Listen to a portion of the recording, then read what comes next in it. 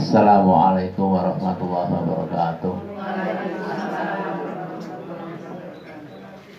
Hamdan syukranillah. Salatan kami tawassalim salaman taman wa ala alihi wa sahbihi asma'in. Asyhadu an la ilaha illallah wa asyhadu anna Muhammadar Rasulullah nabi abada. Allahumma sholli wa sallim wa barik ala Muhammad wa ba'du. Ibu-ibu masih taklim Siti Khadijah rahimahullah. Syukur alhamdulillah kita ucapkan kepada Allah Ta'ala yang telah melimpahkan rahmat, taufik, hidayah, syafaat kepada kita semuanya, hingga masih mendapatkan kenikmatan yang luar biasa pada hari ini untuk sama-sama melestarikan sunnah-sunnah Nabi Muhammad SAW, yaitu bermajelis taklim, bermajelis ilmu, dan bersilaturahmi. Salam dan salam juga kita sanjungkan kepada Nabi Muhammad SAW. Semoga kita termasuk umatnya dengan istiqomah menjalankan sunnah-sunnahnya, dan kelak di yaumul qiyamah kita mau rahmatnya, memperoleh syafaatnya. Amin. Amin. Ya, jadi lumrahnya pria itu yang menimang, melamar, meminang, nanti juga menimang juga ya, ya Bu ya, menimang juga. Udah gak nikah kabeh menimang-nimang boneka ya. Adanya pria melamar, meminang wanita, tapi ketika Rasulullah itu menjadi pegawai Siti Khadijah, siapa yang meminang? Siti Khadijah. Jadi secara fikih wanita boleh meminang laki-laki. Ketika Rasulullah itu berusia 25 tahun ya, dan menjadi sales, apa sales? Berani? Sales pedagang. Sales apa sales? Muhammad jadi salesnya Siti Khadijah apa? Karyawan yang bagian menjual. Khadijah adalah saudagar kaya, terkaya di Jazirah Arab ketika itu ya. Nabi ketika umur 8 tahun sudah mulai belajar sales, berdagang, menjual barangnya, barangnya di Khadijah, barang dagangnya di Khadijah bersama sang paman ya, sang paman. Naik apa? Naik onta, kira-kira bertahun-tahun dia perjalanan. Kalau ada apa? Kalau ada sepeda motor nggak ada apa-apa, adanya cuma onta. Ingat onta, rombongan itu pergi ke negeri Syam. Dari Mekah ke negeri Syam. Mana negeri Syam itu? Ya, ibu tahu negeri Syam. Ya? Syam itu adalah Palestina, kemudian Suriah, kemudian yang sekarang rasanya terkenal siapa?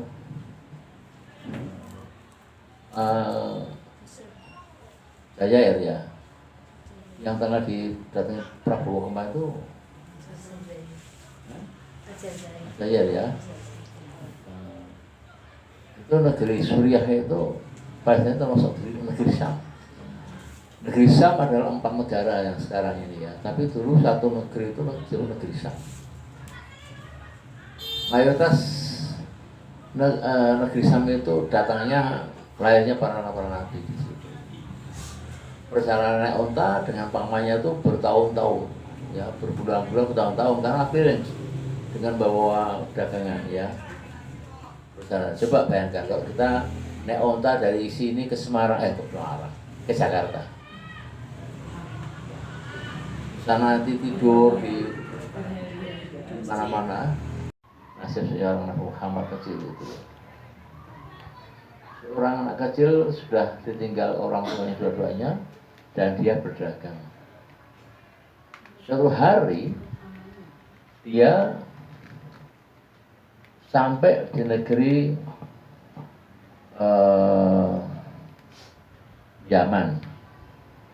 Yaman itu negeri yang pemerintahnya kafir ya. Kemudian di tengah pohon, di tengah padang pasir itu ada satu pohon yang sangat rimbun, tempat untuk istirahat seluruh pedagang-pedagang di tempat itu.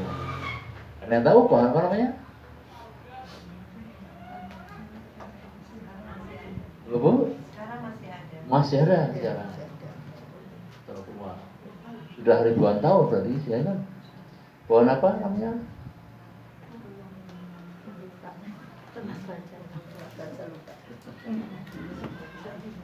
Namanya, biar Ibu bisa ingat ya. Namanya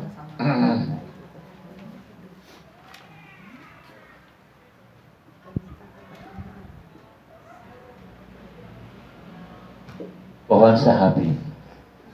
Itu bahasa Arab ya. Sahabat. Bahasa Indonesia sahabi. Sahabi itu bahasa Arab. Sahabat. Kenapa disebut pohon sahabat? Belum pernah dengar. Saya ceritanya belum pernah dengar betul. Bu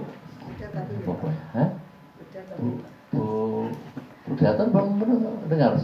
Pohon ini juga belum pernah dengar. Waduh. Ya sudah tak ceritakan ya, ini penting sekali ya, ini sejarah juga. Pohon sahabi, pohon rindang, ya. Kemudian di situ ada gereja tua, ya. Pendetanya Bahira namanya, pendeta Bahira. Ada pendeta Bahira namanya ya. Di dekat ini ada pendeta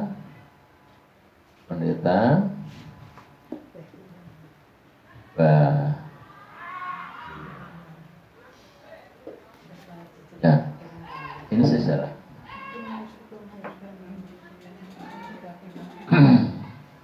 Pendeta Bahira itu sangat tekun mengamalkan Injilnya Nabi Isa alaihissalam. Namun Injil yang sudah mengandung Trinitas, ya, jadi tetap tidak Injil yang sesuai dengan tauhid ya. Tapi dia diberi kelebihan oleh Allah. Ternyata dia bisa sama pamannya Nabi Muhammad, siapa yang ngajak dagang tadi, pamannya Abu Thalib. Abu Thalib, ini anak kecil ini adalah Nabi. Ya bilang gitu, sepedeta ini. Maka cepat-cepatlah kamu pergi dari sini, lindungi dia, jangan sampai dia nanti diculik atau dilukai oleh orang-orang yang tidak suka, yang tahu. Kok pendeta Bahira tahu? Ternyata ketika dia berbincang-bincang dengan Nabi Muhammad kecil itu dan orang-orang itu, dia melihat ke atas pohon sahabat tadi itu, daunnya selalu melindungi Nabi Muhammad agar tidak kepanasan. Jadi pohonnya bergerak, daun-daunnya selalu bergerak, padahal nggak ada angin, untuk melindungi Nabi Muhammad pindah dimanapun dilindungi gitu.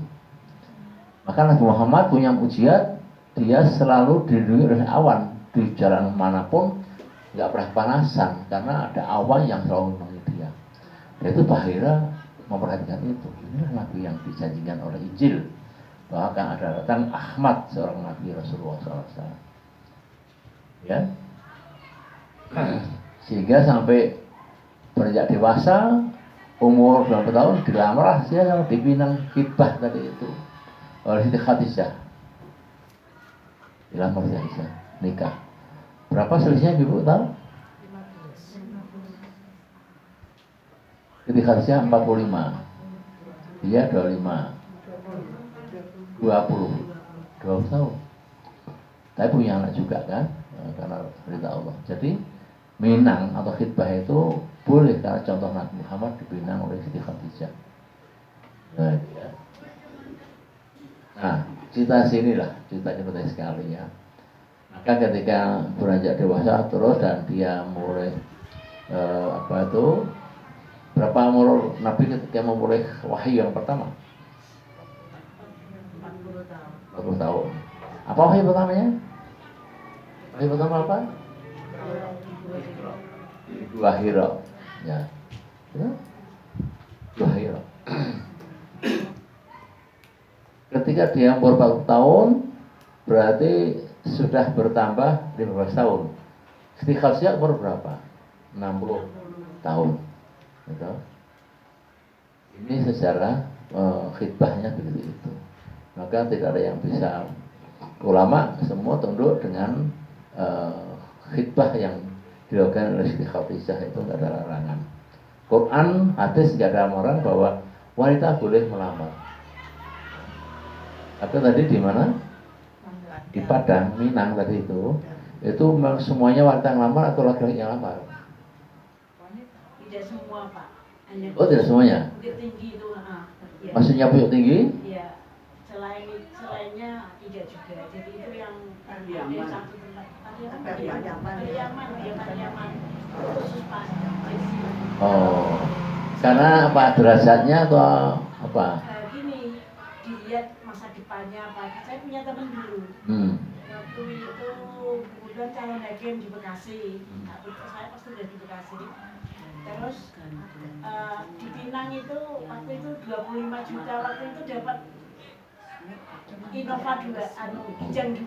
Dulu kan Kijang cuma 12 juta setengah, baru tahun 89. Kalau sekarang ya berapa miliar? 1,1 lebih, hampir 2. Itu maharnya. Maharnya. Jadi dilihat, orang melihat dari masa depannya. Nanti ini jadi ini itu semakin tinggi orang. Itu berarti ya, apa itu, regional ya, regional. Orang kaya, nanti warisannya banyak, apa itu biasanya tinggi itu bunganya. Ya. Jadi dihadapi nanti kan kehidupannya tuh enak. Ya. Itu ya, jadi itu regional ya. Kalau di kita kan tetap laki-laki yang lamar kan, Jawa kan gitu. Ketika Jawa itu padahal Islam boleh gitu. Berarti yang memberi mahar itu yang meminang, Pak? Oh iya dong. Yang perempuan. Ya. Syaratnya untuk meminang apa? Ada rukunnya meminang itu. Ya. Rukunnya itu yang pertama kalau meminang itu ya ada mempelai. Rukun pertama meminang, ada mulai, artinya calon mempelai itu ada gitu. Misalnya laki mau meminang perempuan atau perempuan meminang laki, maka orangnya itu ada, tidak apa bukan itu, perwakilan boleh, bahkan nggak nampak boleh, disembunyikan boleh, tapi harus ada gitu. Nah untuk ada itu walinya melihat, oh iya ada barangnya, ada gitu kan, di kamar ini ada. Kemudian sampai selesai minang itu wali tadi nggak boleh ninggalkan itu sampai selesai akad khidbahnya selesai. Itu yang pertama, itu ada mempelai, ada calon mempelainya ya. Yang kedua syaratnya mukalaf. Kamu mukalaf masih ingat? Mukalaf lupa. Sering ditulis lupa. Bu kepala sekolah ini lupa. Mukalaf itu berarti wanita atau pria yang betul-betul sudah paham baik buruk benar salahnya, ya, sudah akil balik ya, kalau nikah berarti ya. Mukalaf. Yang ketiga, kalau dia perempuan berarti dia harus ada wali nikah. Yang ketiga, itu rukun. Wali nikah. Nggak boleh wanita di dalamnya nggak ada orang tuanya, kakaknya, nggak boleh. Haram. Kalau laki-laki boleh, sendirian boleh, Bu. Sendirian, laki-laki mau nikah di mana pun sendirian boleh. Nggak ada larangan. Ya. Itu karena itu disalahgunakan. Aku bisa nikah sama satu gitu kan, karena nggak butuh apa, untuk poligami laki-laki nggak ada izin tertulis dari istri, nggak ada. Hukum positif baru harus izin positif dan tapi agama Islam nggak ada aturan izin itu. Hanya beritahu pada istri kalau akan nikah lagi, kan. Setuju nggak setuju nggak ada masalah karena memang hukumnya Islam begitu. Memberitahu, harus Beritahu. Perkara istrinya nggak setuju, jalan terus karena memang nggak perlu izin, hanya beritahu gitu. To kalau pimpinan nisa masna wa sulasa wa ruba'a. Wa antadilu faihatan wa khaidah. Jadi laki-laki boleh nikah 2, 3, 4, tapi kau nggak bisa adil 1. dengan syarat adil. Caranya adil, ya. Mungkin bisa adil. Mungkin bisa adil. Keadilan syaratnya berarti ya tempur. Jadi itu ya. Kalau mampu dan bisa adil. Ya, ya. Kalau nggak mampu nggak bisa ngasih makan kok nikah 4 itu. Betul. Tapi ada loh Bu, saya pernah nemui orang gitu. Jadi istrinya cari makan masing-masing. Belum bener. Cewek bodoh, kok ada yang mau ya gitu. Bodoh kan. Yang keempat rukunnya apa? Yang keempat rukunnya harus dibacakan Quran, ayat Quran. Itu rukun. Jadi kalau ada melamar khitbah itu harus ada dibacakan Quran. Ayatnya apa saja yang penting Quran dibacakan. Ya. Setelah selesai 4 tadi, yang kelima adalah ucapan dari wali yang akan melamar kepada yang wali satunya untuk menyampaikan maksud tujuannya dan kemudian dijawab. Itu yang kelima. Ijab kabul. Ucapan lembur gitu ya Pak. Iya nembung. Apa jenenge? Ya. Kulon nuwun. Maksudnya disampaikan, ya. Yang keenam doa. Itu rukunnya khitbah. Ada rukunnya nikah lain lagi. Ada mempelai, ya, sama. Kemudian ada wali nikah. Wali nikah, kemudian dibacakan Quran, kemudian azan ijab kabul, ya. Mahar. Ya, ada 5 mahar. Nah, mahar ini apa mahar ini? Boleh nggak ini untuk mahar? Aku punyanya sangkir ini, aku maharkan. Boleh. Ini boleh. Pokoknya ada benda yang meskipun nggak ada harganya itu. Ketika Ali bin Abi Thalib melamar Aisyah, ya, putrinya Rasulullah, itu maharnya apa coba? Baju perang. Untuk apa Aisyah bawa baju perang? Punyanya itu, ya, itu ya. Jadi ini hanya simbol saja.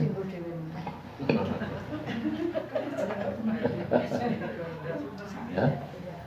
Ini pentingnya kita bicara fikih series untuk wanita, munakahat dan juga khitbah itu penting. Khitbah dulu baru munakahat.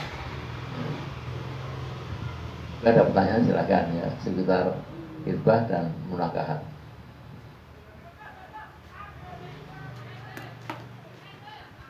Untuk wali itu Pak. Kalau seandainya seorang perempuan, anak perempuan terus sudah lama berpisah dengan ayahnya, mau menikah, ini apakah juga harus ayahnya yang menikahkan? Kalau dia punya kakak kandung laki-laki itu cukup kakak kandungnya, sama. Tapi sepanjang orang tuanya masih hidup itu wajib orang tuanya. Ya, orang tuanya. Orang kalau ada bisa hadir, orang tuanya wajib, bapaknya wajib, bahkan dia wajib menikahkan tuanya. Kalau mampu tuh menikahkan. Seperti kasusnya itu sih Vicky Prasetyo dan Kalina itu kan tidak mau nikah secara resmi tapi orang tuanya Nggak tahu kemana.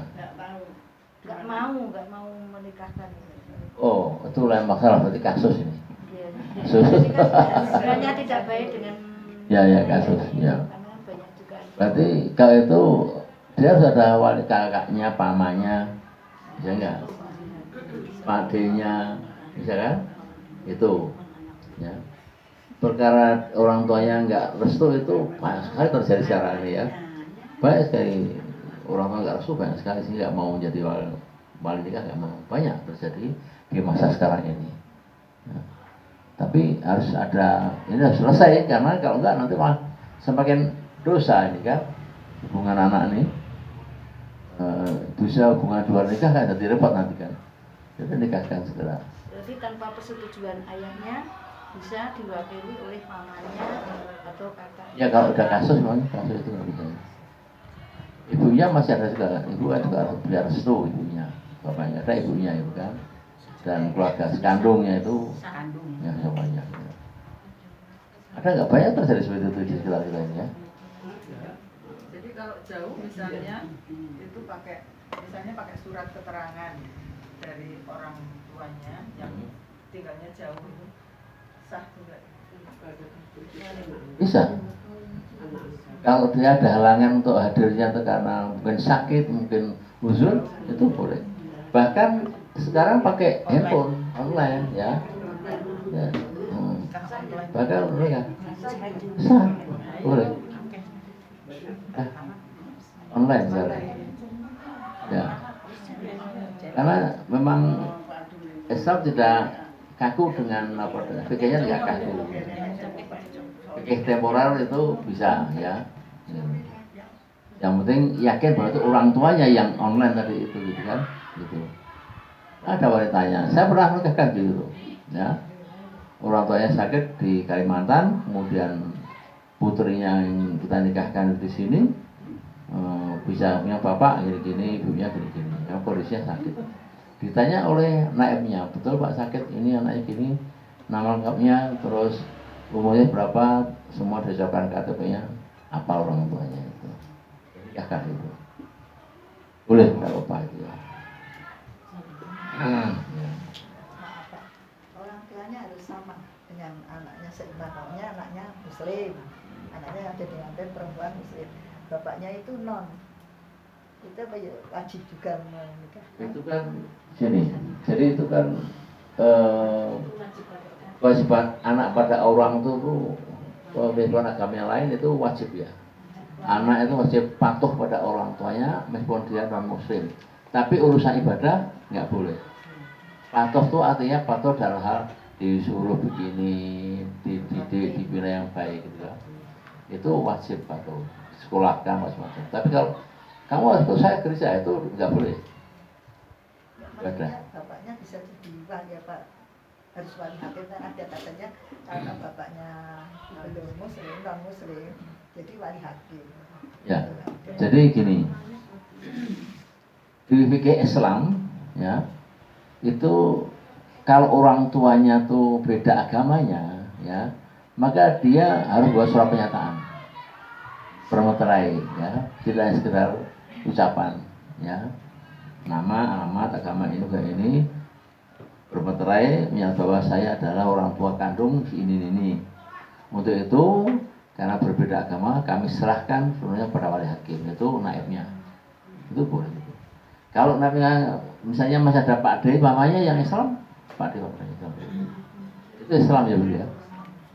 Ibu punya putra 5, kemudian mau bagi waris, tapi anaknya ada yang Kristen, nggak boleh, nggak dapat.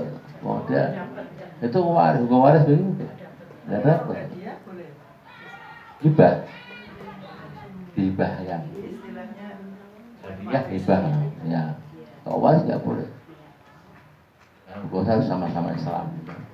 Nikah juga begitu, sama-sama Islam. Boleh ada yang tanyakan, boleh silakan. Kalau anak angkat Pak yang jadi walinya orang tua angkatnya gimana itu Pak? Anak angkat itu dalam Islam sudah dianggap anak kandung. Jadi kalau orang tuanya angkat yang bapak angkat ini bapak panunya sudah nggak ada betul, itu Kalau bapaknya masih ada. kalau dia masih ada bapak kandungnya itu diminta untuk hadir untuk apa menjadi wali dia. Tapi kalau sudah nggak ada, kan banyak anak yatim nggak ada itu kita sudah jadi bapak kandung. Sama, fikirnya sama, kita sudah menjadi bapak kandungnya mereka. Berarti hak-haknya juga sama ya? Sama, ya, sama. Itu sama begitu ya.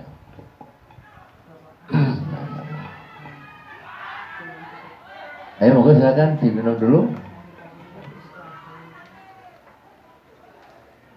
Hukum lamaran itu wajib atau sunnah?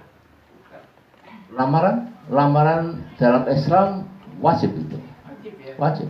Karena kan kalau kita melihat zaman sekarang kan ada juga yang tidak pakai lamaran. Iya, banyak. Kecelakaan rasa ngelamar-lamar. Maaf Pak, kalau Ya. lamaran bagi orang Jawa itu kan ada yang acara-acara Itu Hindu udah. Itu kan sebetulnya Hindu, yang Hindu. tradisi. Hindu. Kalau yang wajib itu yang tadi yang sesuai dengan Ya itu wajib ya rukun ya. Jadi sesuai dengan rukun. Tapi kalau kayak Lompat telur, pecah telur. acara-acara itu sebetulnya nggak wajib. Itu sebenarnya Kita lebih datang punya anak laki, kita datang ke anak perempuan itu terus kita tanyakan orang tuanya udah ada yang punya apa belum ada. Oh, ini anak suka semangka, yaudah kita bedakan, kita cari hari terus kita ke KUA cari apa dikasih waktu kapan itu cukup itu Pak. Ya. Tapi dengan tadi cara ada wali, ada maharnya, Ya. itu ya. ya. Itu Nah, ini yang dimaksud ini tuh lamar-lamaran. Oh. Datang pertama kayak mendodok pintu, kedua sama jadi banyak acara, jadi banyak biaya keluar itu loh Pak. ya itu yang nggak ada aturan dalam Islam Sekarang itu. kan banyak orang Jawa kan gitu. Banyak Adat. biaya, ya. Itu adat Itu ya. yang tidak wajib sebetulnya. Nah, adat itu. Nah, Itu kalau dalam Islam sekarang banyak ditinggalkan itu. Ya. Jadi yang Dagang. seperti yang Bapak Ya. ini kan tadi itu yang cukup. Ya, itu yang penting. Memang wajib. Itu rukun Ya. nggak boleh ditinggalkan. Harus. Ibadah itu ada rukun, ada wajib, ada sunnah, ada makruh, ada mubah. Ya, rukun nggak boleh ditinggalkan. Jika lalai pun rukun harus batal. Misalnya ibu wudu, lupa bawa niat, lupa baca niat, nggak sah wudunya. Niat itu rukun.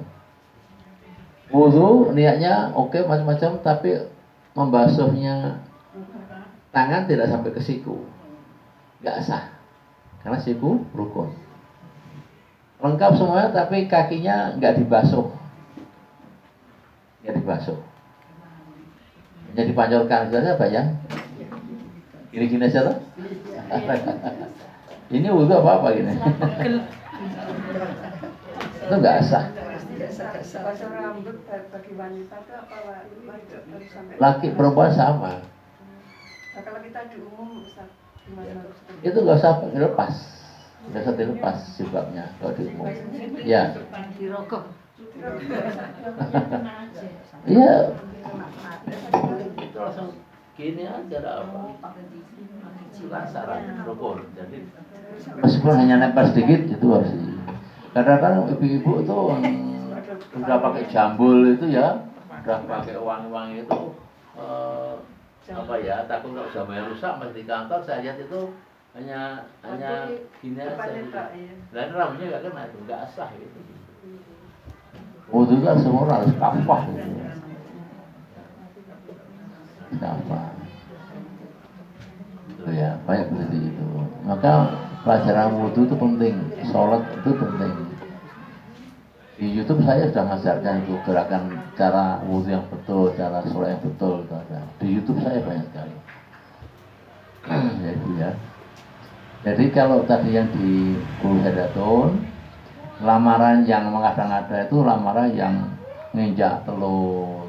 Ada kan? Itu nikah itu. Oh nikah ya.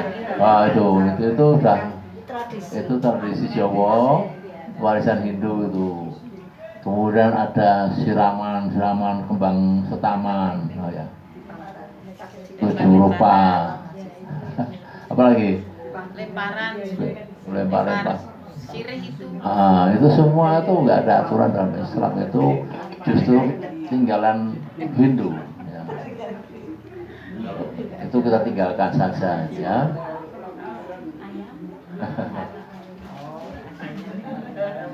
Maka yang namanya apa itu? Ada 3 anak laki semua itu apa kan? Ruwat. Ruwatnya juga Hindu. Islam nggak kenal ruwat. Itu nggak kenal. Laki 1, 3, yang nomor 2 wanita. Itu tuh diruat, enggak kan?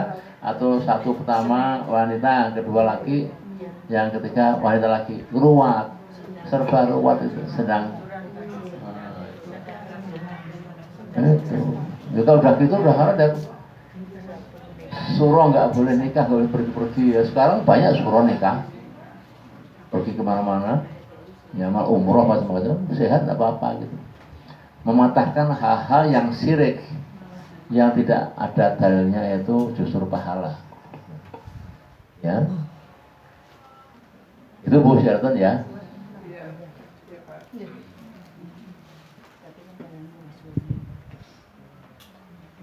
Sudah cukup ini.